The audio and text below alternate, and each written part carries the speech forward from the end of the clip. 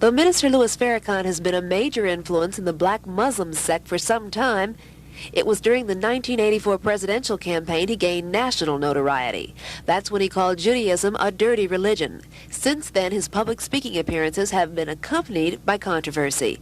And in Baltimore, it's been no different. First with the Blues, a coalition of blacks and Jews asking that Farrakhan not make anti-Semitic statements here, and then a local Baptist minister and Muslim minister teamed up to defend Farrakhan. Minister Louis Farrakhan is expected to show up here at Murphy Auditorium around 7:30 this evening. He'll speak to a packed house. The capacity here is just a little over 1,100, and tickets sold out within 24 hours. Farrakhan was engaged by the Student Government Association for its lecture series at a fee of $2,500. The student government president today said she was not concerned with the maelstrom this visit has created. My reaction to that is really no reaction. My concern is the students. The students aren't reacting that way. So everything else to me is fine. This event is for the students. The only community spokesperson who has come right out and asked people not to attend the event this evening is Catholic Bishop John Ricard. I think what prompted me to respond is that I really think Mr. Farrakhan, first of all, was not actually factually true in what he said. And secondly, I don't think we need further polarization here in Baltimore among blacks and Jews. Bishop Ricard charges that Farrakhan, while a persuasive speaker, is not always factually correct. Joyce Jefferson, Channel 2 News.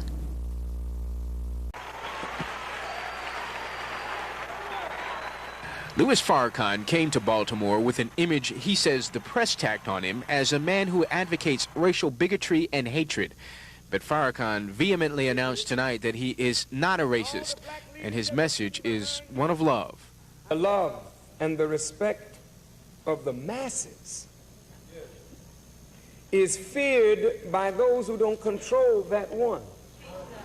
Farrakhan gained a lot of national attention during the Jesse Jackson presidential campaign. He was reported in the press as making remarks that were labeled anti-Semitic.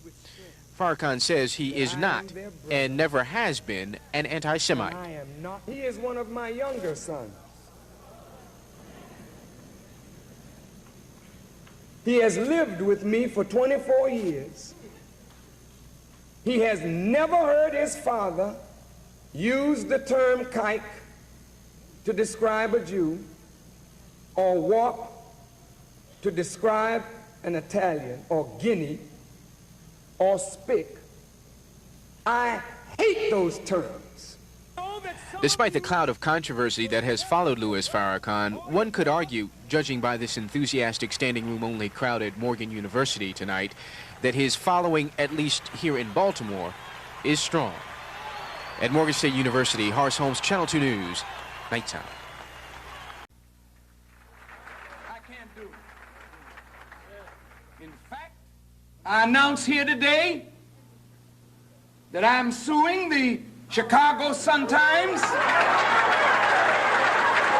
the Chicago Tribune, the New York Post, the New York Daily News, the New York Times, and all the rest of the papers in America that have said that I said that Judaism is a gutter religion. You will be forced to show cause why I shouldn't sue you and all of the media combined. We must put a stop to this.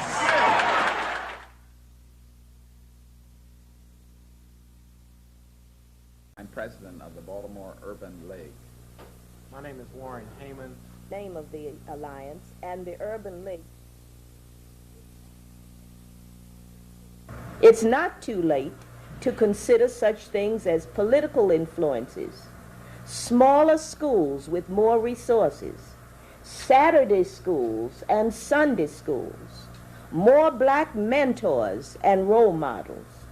School attendance relates to the parents' perception of school importance met their maximum achievement needs. The larger society is another factor. This won't be Minister Louis Farrakhan's first speech at Morgan University, but it will be his first visit since drawing national criticism for calling Judaism a gutter religion. That comment forced a split between the Muslim minister and presidential candidate Jesse Jackson. Today, the Baltimore coalition of blacks and Jews voiced concern about his Morgan engagement, but they stopped short of condemning him. We hope that Mr. Farrakhan not bring a message containing anti-Semitism, racism, and bigotry to our community, as reported in other cities. We affirm that there is no place for intergroup hatred here in Baltimore. Morgan students are predicting an enormous turnout for Farrakhan, and those we talk with say they're eagerly awaiting his visit. These Morgan seniors say they expect a message of inspiration, not one of anti-Semitism from Farrakhan. To think economically and to think on how and when to spend your money, and that's it really. I think that's the whole message we will have next week. Minister Farrakhan is also trying to implant this idea in black youth, is entrepreneurship. It seems as if we're programmed and we're taught to work for others. It seems like we're not taught to work for ourselves, and that's something that I'm beginning to learn. These students admit they are at odds with their own parents in their admiration of Farrakhan, but they believe that's only because their parents don't understand him. Joyce Jefferson, Channel 2 News.